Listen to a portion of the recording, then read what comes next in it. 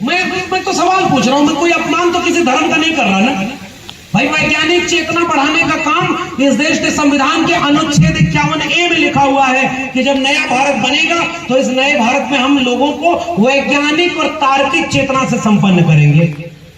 अंबेडकर का नाम है तर्क, अंबेडकर का अर्थ है विवेक, अंबेडकर का अर्थ है बुद्धि, अंबेडकर का अर्थ है विद्वता, अंबेडकर का अर्थ है मोहब्बत, अंबेडकर का अर्थ है इंसानियत, और अंबेडकर का अर्थ है सबको एक जैसा इंसान बराबर करने वाला।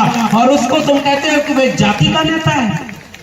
और तब मैं आपको ये बात कह रहा हूं कि अंबेडकर ने एक ही किताब लिखी कायदे से, इतना लिखा है कि वो अपने नायकों को, उनके नायक को सावरकर को अपने किताब में खुद ही कहना पड़ा कि हम वीर हैं, और अंग्रेजों से माफी मांगते रहे। जो अंग्रेजों से माफी मांगते रहे वो वीर हो गए, और हमारे पुरखे सीना तान कर खड़े रहे। उनको कभी इस देश में वीर का तमगा दिया गया क्या? डॉक्टर अंबेडकर को भारत रत्न कब मिला बताइए? 1990 में। भारत का संविधान कब लागू हुआ? 1950 में। 40 साल लग गए इस देश को ये कबूल करने में कि डॉक्टर अंबेडकर भारत रत्न के काबिल हैं। अरे भारत रत्न जब अंबेडकर को मिला तो उससे अंबेडकर का कद नहीं बढ़ा, भारत रत्न का कद बढ़ गया, क्योंकि अंबेडकर इंसानियत के रत्न थे। और इसलिए मैं ये बात कह रहा हूं, 1980 में आकर पहली बार अंबेडकर की किताबें समग्र प्रकाशित हुई थी। 1990 में जाकर 14 अप्रैल को सार्वजनिक छुट्टी मनाई गई, घोषित हुई। 1990 में जाकर अंबेडकर को भारत रत्न मिला। इस देश को तो ये कबूल करने में इतना वक्त लग गया, और तब जाकर के उन्होंने किताब लिखी। वही एक किताब हर घर पहुंचाना हमारी जिम्मेदारी है, एनिहिलेशन ऑफ कास्ट। ये 2 जयंती मना रहे हैं बालाघाट के सभी आयोजकों। ये आनंद जी कहाँ गए? आनंद कुबड़ागढ़ और ये बैठे हुए हैं। मैं इनको एक और जिम्मेदारी दे रहा हूं, अगर आपने फूले साहब और अंबेडकर साहब का नाम लिया है तो 2024 के चुनाव के पहले पूरे बालाघाट और मध्य प्रदेश में घर घर भारत का संविधान और गुलामगिरी पहुंचा दीजिए। आधा काम आपका इस जयंती मनाने से बड़ा हो जाएगा।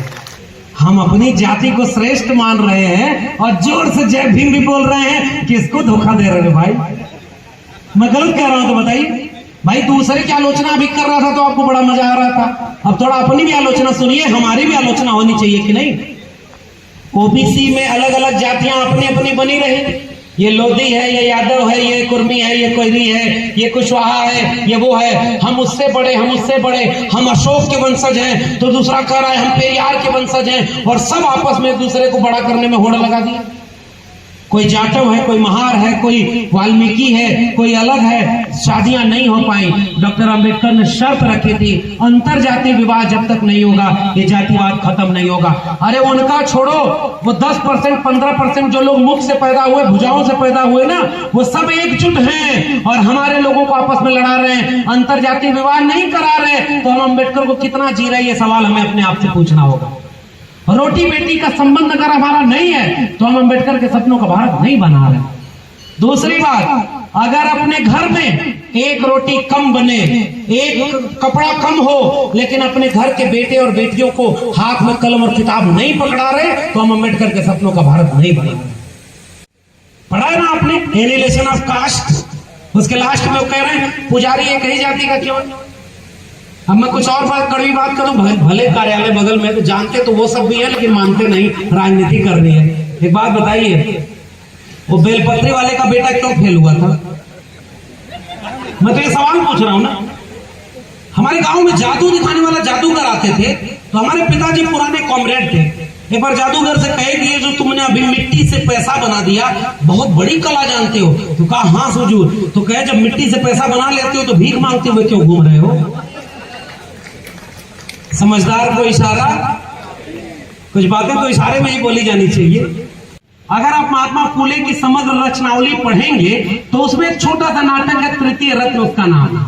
इशारे में समझिए हमारे पुरखों ने कितनी बड़ी बातें कह दी। एक आदमी बहुत परेशान था तो किसके पास गया? एक पंडित जी के पास गया। उन्होंने कहा कि मैं बहुत जीवन में कष्ट है। तो पंडित ने कहा लाओ तुम्हारी जन्म पत्री देखता हूं। उन्होंने कहा तुम्हारा शनि ठीक जगह पर नहीं है। तो कहा हुजूर कैसे सही जगह पर आएगा? तो कहे थोड़ा खर्चा होगा, हवन कराना होगा। कहा कितना खर्चा आएगा? तो उन्होंने कहा कि इतना रुपया खर्चा आएगा। वो आदमी कहा कि नहीं सरकार इतना पैसा नहीं है मेरे पास। तो उन्होंने कहा अच्छा चलो 50% डिस्काउंट लगा दिया तुम्हारे लिए, 10,000 नहीं है चलो 5,000 दे दो, मैं हवन करा दूंगा, शनि ठीक जगह पे आ जाएगा, जीवन मुक्त हो जाएगा। तो साहब मैंने कहा कि कोरोना में नौकरी चली गई, खूब ताली बजाया था, थाली बजाया था, दीपावली मनाया था, फिर भी कोरोना ने हमारे घर को लूट लिया, बिजनेस चौपट हो गया, मेरी जेब में पैसा नहीं है। उस आदमी ने कहा कि अच्छा 1,000 रुपया दे दो, छोटी वाली हवन करा देता हूं, शनि ठीक जगह पर आ जाएगा। वो आदमी बोला 1,000 रुपया भी नहीं है। मैं पैसा अपने से बता रहा हूं, फूले साहब ने पैसा नहीं लिखा था। फिर उस आदमी ने कहा कि अच्छा जाओ 100 रुपए दो दक्षिणा, मैं तुम्हें एक ऐसा मंत्र दे रहा हूं, इसका जाप करते रहना, शनि तुम्हारे ऊपर असर नहीं करेगा। वो आदमी खड़ा हुआ और जेब निकाल करके बोला कि मेरी जेब में एक फूटी कौड़ी नहीं है। वो ब्राह्मण खड़ा होकर नाराज होकर बोला कि जब तेरी जेब में एक फूटी कौड़ी नहीं है तो जा बेटा, शनि तेरा कुछ नहीं बिगाड़ सकता। सारा का सारा खेल धर्म नहीं धंधे का है। महात्मा फूले ने लिखा है बाल काटना नाई का धर्म नहीं धंधा है, लकड़ी का काम करना बढ़ई का धर्म नहीं धंधा है, मिट्टी का काम करना कुम्हार का धर्म नहीं धंधा है, वैसे ही दान दक्षिणा पर गुजारा करना ब्राह्मण का धर्म नहीं धंधा है। और आपके जेब का पैसा लेकर के वो अपना धंधा चला रहे हैं। उस धंधे वाले पैसे को आप पैसा मत दीजिए। उस पैसे से एक बात बताओ बालाघाट के लोगों, अगर आप मंदिर में 100 रुपए चढ़ावा चढ़ाने जाते हो और उसी 100 रुपए की कोई कलम और किताब किसी गरीब बच्चे को दे दोगे तो भगवान उस चढ़ावे से खुश होगा या उस कलम और किताब देने से खुश होगा? हाथ उठाकर बताइए। किसी भूखे को रोटी खिलाने से भगवान होगा तो खुश होगा कि नहीं होगा? अरे भाई, तो भगवान तो वैसे ही पेरियार साहब ने क्या लिखा है, अगर भगवान है तो वो इतना भूखा है क्या कि रोज उसे चढ़ावा चढ़ाना पड़ता है? ये मैं नहीं कह रहा भाई, मेरे ऊपर कुछ मत करना भाई। अगर पेरियार जयंती आएगी तो इस देश के प्रधानमंत्री पेरियार जयंती की बधाई देती हैं कि नहीं? 11 अप्रैल को ट्विटर निकाल लीजिए, इस देश के प्रधानमंत्री ने फूले जयंती की बधाई दी है। 14 अप्रैल को आज की ताजा तस्वीर दिखा दूं, प्रधानमंत्री पूरा दंडवत होकर के बाबा साहब के सामने झुके हैं। तो मैं उसी फूले और अंबेडकर और पेरियार की बात करने आया हूं। अगर मुकदमा करना है तो फूले और अंबेडकर पेरियार के ऊपर करो, हम तो उनके वारिस हैं। आपसे केवल एक संकेत भी कर रहा हूं, ये मुकदमे करने वाले जालिम तैयार बैठे हैं। अपने मुंह से कुछ मत लिखिएगा फेसबुक ट्विटर पर, अपने मुंह से किसी को कुछ मत कहिए। आपके पुरखे इतनी आलोचना कर गए हैं, उसी को लोगों को पढ़वाइए। मुकदमा आप पर कभी नहीं होगा और आपका काम भी हो जाएगा। सांप भी मर गया और लाठी भी। मैं तो उत्तर प्रदेश से आता हूं, वहां अगर आप कांवड़ लेकर जाइए तो उत्तर प्रदेश का मुख्यमंत्री हेलीकॉप्टर से फूलों की बारिश करवाता है। और 69,000 शिक्षक भर्ती घोटाले में ओबीसी और एससी का रिजर्वेशन नहीं मिला और उसका हक मांगिए तो बुलडोजर चलवा देता है। हेलीकॉप्टर और बुलडोजर के बीच में इस देश के 90% नौजवानों का भविष्य कुचला जा रहा है। अंबेडकर जयंती मनाने वाले लोगों, अब तो जागने का वक्त आ गया है। हमारे पुरखे लायक थे तो हम यहां पहुंचे और शान से अपने पुरखों को याद कर रहे हैं। मगर अगर हमने उनके सौंपे गए विरासत को नहीं बचाया तो आने वाली पीढ़ियां हमें कहेंगी कि हमारे पुरखे नालायक थे, जिन्होंने जो मिला था उसे भी अपनी आंखों के सामने गंवा दिया। इसलिए आपसे कड़वी बात कहने आया हूं। शिक्षा बिक गई कि नहीं? मैं विश्वविद्यालय में पढ़ाता हूं और साफ कह रहा हूं, इस बालाघाट में सरकारी स्कूल कितने हैं आपको पता होगा? सरकारी स्कूल में किसके घरों के बच्चे पढ़ते हैं? जिसके जेब में पैसा नहीं उसके बच्चे सरकारी स्कूल में पढ़ रहे हैं। और जाकर देखिए सरकारी स्कूल में 90 से 99% बच्चे एससी एसटी ओबीसी और माइनॉरिटी घरों के बच्चे पढ़ रहे हैं। और जिनके जेब में पैसा है उनके बच्चे डीयू जेएनयू जामिया और पैसा है तो Ashoka Galgotia lovely professional university में पढ़ रहे हैं, और पैसा है तो ऑक्सफोर्ड और कैम्ब्रिज भेज रहे हैं। और वहां से वो ट्विटर पर सुबह सुबह उठ के कहता है कि अखंड भारत बनाना है, हिंदू राष्ट्र बनाना है, क्योंकि वो ऑक्सफोर्ड में पढ़ करके 1 करोड़ रुपए की सैलरी 1 साल में उठा रहा है। वो राष्ट्र बनाने नहीं आता। और आपके घर का बच्चा आपके घर के नीचे से तुरंत किसी दंगाई भीड़ का हिस्सा बन जा रहा है। 90% इस देश के लोग अगर तय कर लें कि अपने घर के बच्चों को किसी धार्मिक दंगाई भीड़ में कभी शामिल नहीं होने देंगे, तो बताइए इस देश में कभी हिंदू मुस्लिम के नाम पर कोई लड़ाई हो सकती है क्या? कोई मंदिर मस्जिद की लड़ाई हो सकती है क्या? हम चूक जा रहे हैं अपने लोगों को बचाने में। पहला काम, अम्बेडकर जयंती मनाने वाले लोगों एक काम करिए, मोहल्लों मोहल्लों में चलिए और समझाइए कि ये मंदिर मस्जिद की लड़ाई तुम्हारी लड़ाई नहीं है। दूसरी बात, शिक्षा बिक गई। क्लोजर मर्जर की पॉलिसी, जिस देश में नए नए स्कूल कॉलेज विश्वविद्यालय खोले जाने चाहिए थे, उस देश में नए नए मंदिर बनाए जा रहे हैं। बताओ ये किसके सपनों का भारत बन रहा है? अब मैं चूंकि जाऊंगा, मुझे बहुत दूर तक जाना है, मैं केवल एक गुजारिश करने आया था। वो गुजारिश केवल ये है कि हमारे लोग बहुत त्याग, तपस्या, हिम्मत, हौसला करके हमारे लायक ऐसी दुनिया बना गए। अभी मैं आ रहा था गाड़ी में, तो मैडम से जब बात हो रही थी तो इन्होंने वो किस्से सुनाए कि कैसे आदिवासियों ने जंगल में अपने वजूद को बचाने की लड़ाई लड़ी, गोली मारा गया। बालाघाट और आसपास तो आदिवासी इलाके खूब हैं, आदिवासियों को गोली मारी गई। सोनी सूरी के साथ कितना अन्याय किया गया, और ट्रिपल तलाक के नाम पर मुस्लिम महिलाओं को हक दिलाने वाले लोग बिल्किस बानो के बलात्कारियों को बेल पर रिहा करते हैं, और वो कहते हैं चूंकि ये बलात्कारी ब्राह्मण थे इसलिए ये ऐसी गलती कर ही नहीं सकते। एक बात बताओ, तुम जातिवादी हो कि हम जातिवादी हैं? इस देश में राष्ट्रपति बनाने के बाद जाति किसने पूछी थी? प्रेस कॉन्फ्रेंस करके जाति बताई गई कि नहीं? इस देश में कैबिनेट मंत्री बनाया गया तो जाति बताई गई कि नहीं प्रेस कॉन्फ्रेंस करके? इस देश में इस समय एक राष्ट्रपति बनाई गई है तो उनको बताया गया कि नहीं हमने पहली महिला आदिवासी राष्ट्रपति बनाया है? बताया कि नहीं कि हमने इतने सांसद, विधायक, राष्ट्रपति और मंत्री बना दिए? एससी एसटी ओबीसी का सबसे ज्यादा हक तो हम आरएसएस वाले दे रहे हैं।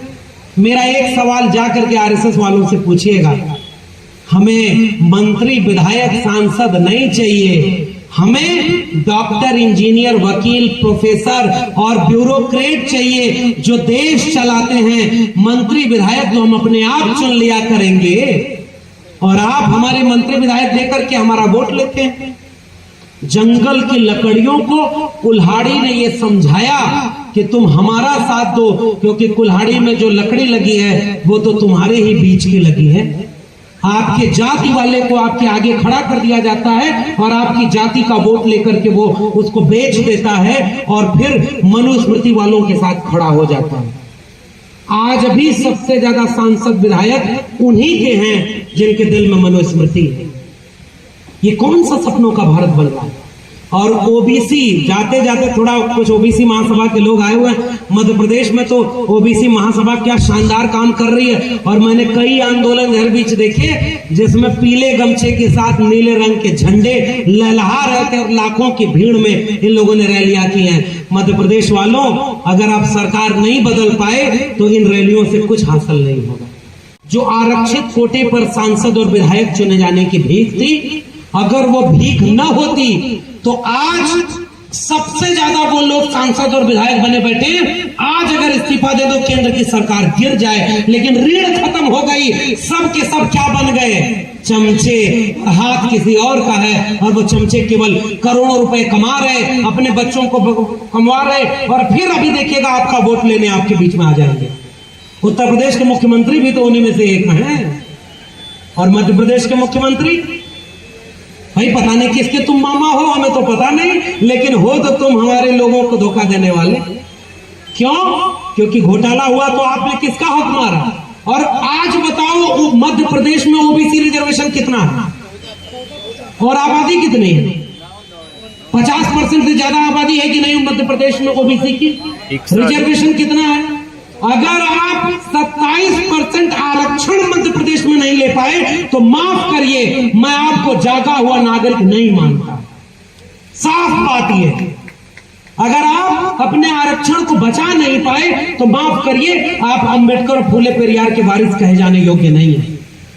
अगर आप सरकारी शिक्षा और सरकारी नौकरी को बिकने से नहीं बचा पाए तो माफ करिए, हमारा जय भीम बोलना हमारे दिल से नहीं निकल रहा है। जाति जनगणना नहीं कराएंगे। क्यों भाई? जाति जनगणना कराने वाले पहले पुरखे हमारे छत्रपति साहू जी महाराज थे। उन्होंने अपने दरबार में जब जनगणना कराई तो देखा कि 75 में से 68 पद पर केवल ब्राह्मण बैठा हुआ है। उच्च पद जो थे दरबार में 50 मध्यवर्गीय पदों में से 50 में से 45 पदों पर केवल ब्राह्मण बैठा हुआ था। साहू जी महाराज ने फिर पता लगवाया कि मेरे राज्य में ब्राह्मणों की आबादी कितनी है, तो पता चला 1.5-2% है। और दरबार में आबादी कितनी है, 99% है। 1902 में छत्रपति साहू जी महाराज ने 50% रिजर्वेशन गैर ब्राह्मण लोगों को दे दिया। बताओ छत्रपति साहू जी महाराज को कितने घरों में पढ़ाने दिया गया हमें? हमारे पुरखों ने तो ये काम किया था। और आज इस देश का प्रधानमंत्री कहते हैं कि मैं ओबीसी मां का बेटा हूं। तो ओबीसी की सबसे बड़ी लड़ाई इस समय कौन सी है? जाति जनगणना कराने की लड़ाई है। अगर आप वाकई ओबीसी हैं माननीय प्रधानमंत्री महोदय, मैं आपके 15 लाख वाले रुपए का याद नहीं दिला रहा, छोड़िए। 2 करोड़ रोजगार हर साल दूंगा, मैं नहीं पूछता कि दिए कि नहीं दिए। स्मार्ट सिटी बनाऊंगा, स्मार्ट गांव बनाऊंगा। अरे भाई, नागपुर से यहां आने में मुझे इतनी देर हो गई। अगर बुलेट ट्रेन चल रही होती तो मैं आधे घंटे 15 मिनट में नागपुर से बालाघाट आ गया होता। मगर बुलेट ट्रेन कहां चल रही है पता ही नहीं। मैंने रात में सपने में एक बुलेट ट्रेन देखी जिसकी एक बोगी में 15-15 लाख रुपया रखा हुआ था। एक बोगी में 2-2 करोड़ नौकरियां रखी हुई थी। एक बोगी में कुछ स्मार्ट गांव, स्मार्ट शहर बनाए हुए थे। एक बोगी में हम अच्छे दिन रखे हुए थे। एक बोगी में सारा काला धन रखा हुआ था। पेट्रोल डीजल औने पौने दाम पर बिक रहा था, उससे जो बचा था पैसा वो बिका था। और अचानक मेरी नींद खुली तो मैंने देखा कि वो बुलेट ट्रेन नागपुर वाले एक मुख्यालय में जाकर गायब हो गई और इस देश के लोग भुखमरी और बेरोजगारी के मारे जा रहे। आपने धोखा दिया, मैं छोड़ देता हूं, उस पर नहीं बोल रहा। लेकिन आप अपने से बताते हो कि आप ओबीसी मां के बेटे हैं। तो प्रधानमंत्री जी, आप आज घोषणा करो कि 10% ईडब्ल्यूएस लागू होने के बाद अपर लिमिट रिजर्वेशन की खत्म हो गई कि नहीं? अपर लिमिट खत्म हो गई है ना? अब रिजर्वेशन बढ़ाया जा सकता है। अगर इस देश के प्रधानमंत्री ओबीसी हैं तो आज वो घोषणा करें कि 52% ओबीसी को 52% आरक्षण हम आज ही देते हैं, तब हम मानेंगे कि आप असली ओबीसी हैं। और दूसरी घोषणा कि आज ही ये घोषणा करो कि हम जाति जनगणना करवाएंगे। अगर ये 2 घोषणा आप नहीं करते तो माफ करिए, हम आपको कहेंगे कि जैसे आपकी डिग्री फेक है वैसे ही आप ओबीसी भी फेक हैं। 2002-3 में आपने अपनी जाति को ओबीसी में खुद ही शामिल कराया था। और आज आप कहते हैं कि जो विदेश में पैसा लूट कर ले गए उनको जाति से जोड़ दिया। तो पूरे देश में आपकी पार्टी प्रेस कॉन्फ्रेंस कर रही है कि ओबीसी का अपमान हो गया। ये जितने पैसा लेकर विदेश भागे उसमें एक भी ओबीसी है क्या? बताओ बालाघाट के लोगों, आप बताओ। नीरव मोदी, ललित मोदी, विजय माल्या, इनमें से मेहुल चौकसी कोई ओबीसी है क्या? कोई दलित है क्या? तो इन चोरों से ओबीसी का नाम जोड़कर सबसे बड़ा अपमान किसने किया? ये बीजेपी और आरएसएस वालों ने किया कि नहीं? अरे भाई, उनमें एक भी ओबीसी नहीं है, तो वो ओबीसी का अपमान कैसे हो गया? ओबीसी का अपमान वो किया जो 9 साल प्रधानमंत्री रहने के बाद भी एक बार मंडल कमीशन का नाम नहीं लिया। गलत कह रहा हूं कि सही? प्राइवेट सेक्टर में रिजर्वेशन होना चाहिए, मंडल कमीशन कह रहा है ना, आपने क्यों नहीं दिया? अपने दोस्त को सब कुछ बेच रहे हो, वो बेच रहे हैं भारत को। मैं चैन से कैसे सो जाऊं, सौगंध मुझे इस मिट्टी की, मैं देश नहीं बिकने दूंगा। याद आया किसने बोला था? याद आया कि नहीं? पहले रेल बेच दिया, बैंक बेच दिया, भेल बेच दिया, सरकारी कंपनी बेच दी, सरकारी शिक्षा बेच दी, और बेचते बेचते अपने दोस्त को दुनिया का दूसरा सबसे अमीर आदमी बना दिया। और खुद वो बोला हुआ है कि हमारा क्या है जी, हम तो फकीर आदमी हैं, झोला लेके चल देंगे, हमारे और आपके बच्चों का क्या होगा साहब? ये सवाल मैं आपके सामने छोड़कर जा रहा हूं। हम पढ़ लिख लिए, हम हक से बोल लिए, क्योंकि संविधान और मंडल कमीशन बचा हुआ है। अगर चंद महीने और साल हमने ऐसे ही खामोशी से सत्ता उन्हें सौंपे रखे तो आने वाले वक्त में कुछ भी हमारे हाथ में बचेगा नहीं। आज अगर डॉक्टर अंबेडकर होते तो शिक्षा बचाने के लिए आंदोलन कर रहे होते। आज अगर डॉक्टर अंबेडकर होते तो जाति जनगणना के लिए आंदोलन कर रहे होते। आज अगर फूले साहब होते तो खेती किसानी बचाने के लिए आंदोलन कर रहे होते। आज अगर साहू जी होते तो प्रमोशन में रिजर्वेशन के लिए आंदोलन कर रहे होते। आज अगर बिरसा मुंडा होते तो आदिवासियों की जल जंगल जमीन बचाने के लिए आंदोलन कर रहे होते। आज अगर अब्दुल कयूम अंसारी और आसिम बिहारी होते तो पसमानदा को उनका हक दिलाने का आंदोलन कर रहे होते। और हम केवल जयंती मना रहे हैं। मैं भी अपने को शामिल कर रहा हूं, क्योंकि मैं भी आज भाषण देकर के भी चला जाऊंगा, दूसरी जगह भाषण दूंगा। मुझे नहीं पता कि मेरी इस आवाज से कितना असर होगा। आज आप जाएंगे, घर जाकर भूल जाएंगे।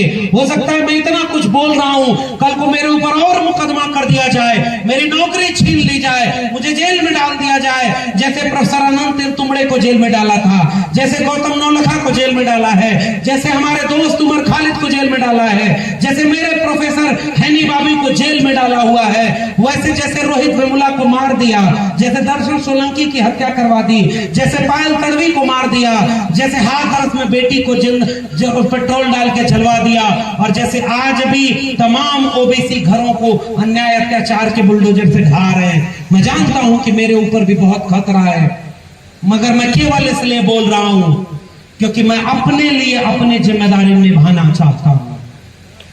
मैं सांस के आखिरी वक्त तक शान से ये कह सकूं कि मैं अंबेडकर जयंती के समय खड़े होकर अंबेडकर को याद करते हुए नौजवान और तमाम बुजुर्गों और महिलाओं को याद दिला रहा था कि अंबेडकर के सपनों का भारत अब खतरे में है, फूले के सपनों का भारत अब खतरे में है, और उन सब से मिला संविधान खतरे में है।